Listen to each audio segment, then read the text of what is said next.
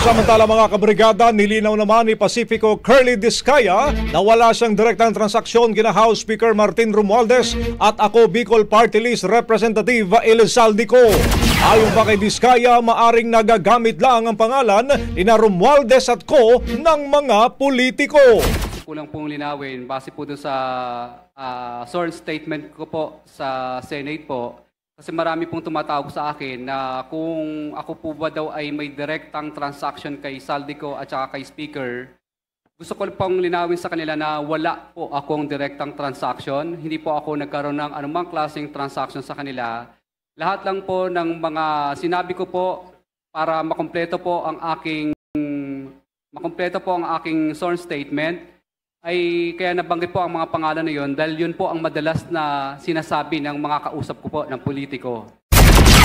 Hindi raw nakadalo ang asawa niyang si Sara dahil nagpapalpitate daw ito at bumagsak ang insulin dahilan sa mga pangyayari. Anila, nag-aalala raw ito sa kanyang buhay at inalagaan nito ang kanyang mga anak. Brigada Balita Nationwide. Ang bahaging ito ay hatid sa atin ng Maxan Mangosteen Santon Coffee. Max Healthy, Max Sarap.